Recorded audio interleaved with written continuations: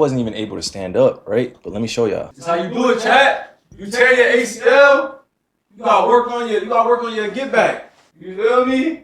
You feel me? Yeah. W's in the chat, y'all. Look, hold on. I ain't won't go to real quick. You feel me? Yeah. Shout out to PJ too, bro. My brothers. Shout out all my brothers on the team, bro. Real talk, man. Y'all know what this is, man. I'm over here. Hey. Let me chill. I was about to say that. Nah, but man, God is truly the greatest, y'all. Hey, put comeback season in the chat, y'all. Put comeback season in the chat. Let me chill, man, before I start dancing and shit. I got a little shindig later. I ain't gonna lie to y'all, man.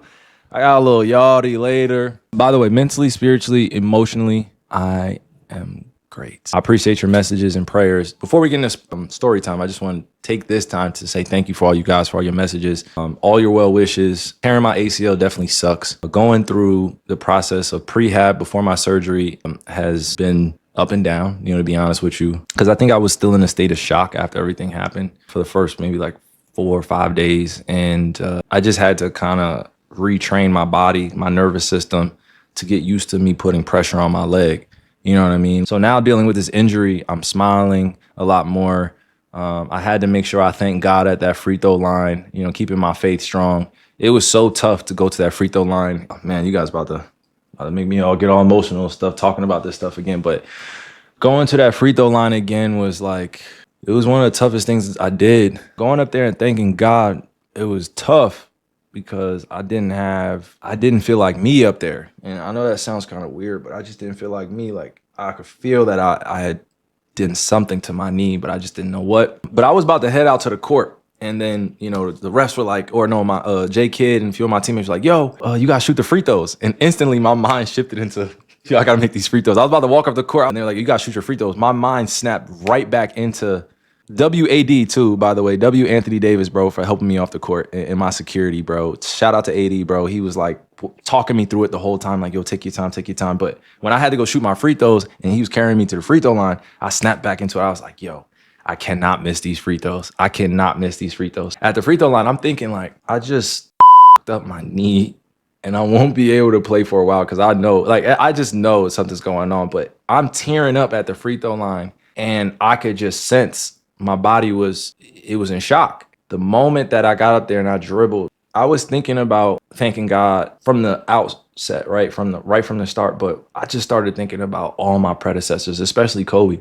At that moment, I could feel the sense of like my season was done. I'm hurting. I'm crying. I got millions of people watching me. I got millions of people praying for me. I got millions of people that are involved in this journey with me. So they're feeling the same pain that I'm feeling, right? Like, They might not feel the physical pain, but they're feeling the pain that I'm feeling. And I just want to be strong. And I know I'm one of those type people where I go through things and sometimes I'll like say I'm good and I'm good. But really, although I'm good, I'm still dealing with internal stuff. And that was just an internal expression that I finally got to say outward to the world. When I went up there and I thank God, bro, when I tell y'all that I felt the relief instantly, it was, that's why I said my predecessors. Clay as well was right there. He's torn his ACL. He understands what this is like, but I know that people are just in shock when it happens. So when I went up there and I thank God, I knew that wasn't just for me. It was for a lot of people at home, my brothers and sisters around the world, whatever tribe they may be from, culture or religion. They can always identify when someone's in pain and someone that they love unconditionally is going through things. They just want them to be well. So I felt all that when that happened, and I just want to let y'all know, thank you for all of the well wishes and good energy you guys gave me, like real talk. Because we have seen others tear their ACL or tear their Achilles or tear their labrum shoulder up or fall hard in sports. And yes, we understand it's a part of it, but the pain that you feel initially when you go through things like that, when you're the person going through it or you're the person that's seeing it, it's just different. So that's why I started tearing up a little bit because I felt it like. And the hardest thing to do at that line was to not question God, not question what happened, but move forward with God and be at peace. So, it was an amazing day as well. I got up early. I said my prayers, was fasting all day. And I was just really in tune with what was going on. And I'm grateful that I was fasting too, so I could feel everything. So much gratitude was in my heart before the game, but even during the game, even when after I got hurt, it was still gratitude. My dad was worried sick, and I called him crying. I ain't gonna lie to you. I caught him crying. My dad had just dropped my daughter off, and he just was like, "Yo, I'm on the way. I'm on the way. I'm on the way." And if anybody knows a worried parent, they will pick up an elephant for you. Like they will pick up a house for you. A worried parent will do anything for you. So my dad was worried, and flying into town after that. But I just wanted to make sure my wife was good, my boys were good, my daughter was good, and they knew that I was gonna be okay. I had gotten through the tough part, and that was the injury itself. It happening, but now this next part is the beauty. It's the struggle, right? As they say, it's the suffering, it's the sacrifice. And if you understand these words on a more spiritual level, you understand that these are just as a part of life as happiness and success and celebrating yourself. You have to go through the suffering. You have to go through pain. You got to go through moments where you question yourself. You got to go through moments where you cry out your pain. You got to go through moments where you laugh out your pain. You got to go through moments where you know how to deal with all of that in a healthy way, right? And even if it's unhealthy initially, it doesn't mean it has to stay that way, right? I've had classes with I've been to therapy sessions. I have a lot of good mentors, a lot of good friends around me that help support me. But at the end of the day, some things you got to do alone. Some things, a lot of people aren't going to understand that you got to go through. And I think that's what kind of scares people, is going through things alone. Doesn't mean that you are alone, surrounded alone by yourself, but you got to go through it up here. Like you got to go through it internally. So I wanted to make sure you guys were good.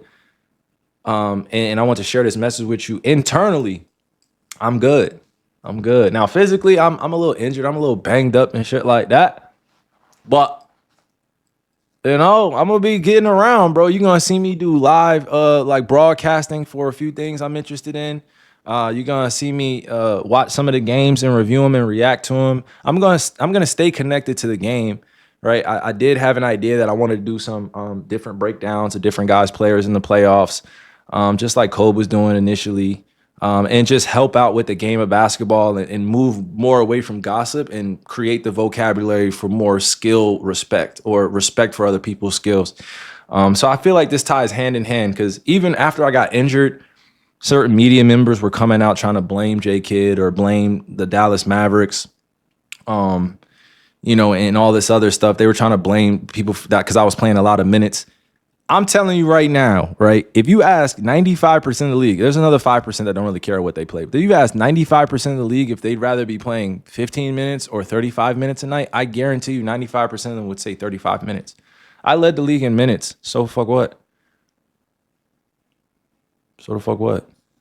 Like, you guys are blaming other people. So the fuck what? That doesn't bother me. I play professional sports. Like, my job is to be conditioned at a very high level.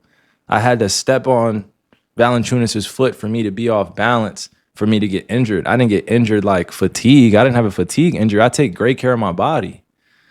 You know what I mean? Like, you gotta really understand what they try to do.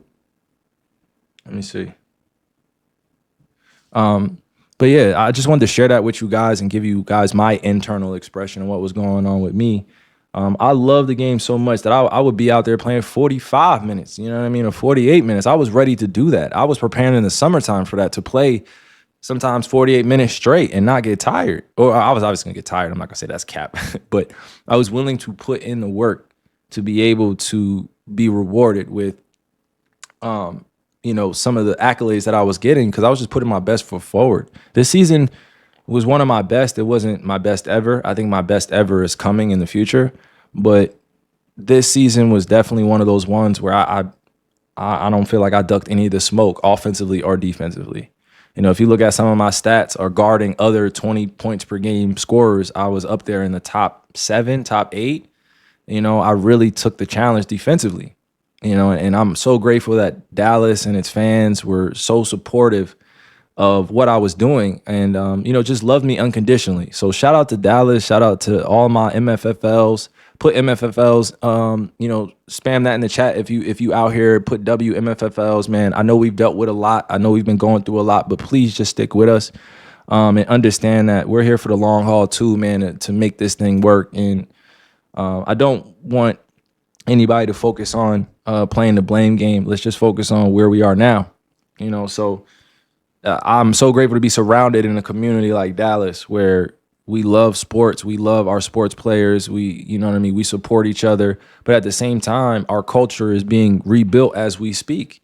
You know, it's part of franchise building and franchise changes. Luca, my brother, my hermano, he will always be family forever. Markieff Morris, always be family forever. Maxi Kleber will always be family forever. Josh Green, like everybody that wasn't on the team from last year and we went to the finals, those will always be our brothers forever. And a year can change things, but I'm not the type of person to play the blame game on everybody else. Like, this business is ruthless. This business is what it is. People make decisions from the top. People make decisions, you know, from the executive leadership roles that they have. Every team is different. Every situation is different. Every circumstance in the city is different. I just want you guys to understand there's a big, you know, kind of a pool of connection that we all have outside the game of basketball. But when you guys, right, see it in the public eye, it's up for public discourse or criticism, which is fair. I have no problem with it. But bringing that shit to life and some of the things that were going on in Dallas with like the casket and, you know, all these fire Nico chants and all of these unfortunate situations where you're attacking someone when they're only performing a function of the business. It may have been emotional, you know, for a lot of people, and it was emotional for me too. I ain't gonna lie to you. I struggled a little bit the first few days, but after a while, yo, you get to be where you are by making some incredible moves. And mind you, everybody's gonna have what they think we should have done and what we should have did, but we could only deal with what we are doing now. And you know, I'm always wishing well for all my brothers that are on other teams and you know, having a chance to win and can continue to get better and be around other mentors that are going to be with them. So MFFLs, man, all my Dallas Mavericks fans to the core, I want to say I love you, man. Please keep supporting us in a way that is, you know, different than what it was before. We need to change up our relationship to a degree so it could be built on more positivity. And you guys get to know who we are. Like, you know, as I'm going on next year, it'll be my third year, right, technically, in Dallas, or my fourth year, my third year in Dallas, third full year in Dallas. And I'm looking forward to the teammates that I have, man. This season has been up and down. It's been filled with injuries. We would be in a different situation if, you know, like, we would be in a different situation if we were all healthy. A lot of this would be just noise under the bridge. But, you know, I just think that there has to be a grace period for all of this, man. Nobody needs to be cooking somebody in the chat all the time, bro. So I love you, Dallas fans. I love you, MFFL, man. Shout out to all you guys that are tuning in on Twitter or on Twitch or wherever I'm live streaming right now. I appreciate you guys. And I'm looking forward to the journey ahead. We're going to bounce back. We're going to have each other's backs throughout this journey. And yeah, man, so what if we all in the media right now dealing with that criticism? It's part of it, man. It's part of it. Get used to it. When you're one of the greatest and you have some of the greatest of all time on your team, you're going to deal with public criticism. So this is just our span right now where we're going through it. So W's for Dallas, man. W's for Dallas, bro. Put W's for Dallas Mavericks, man. W's for the MFFL, bro. All right. I appreciate y'all.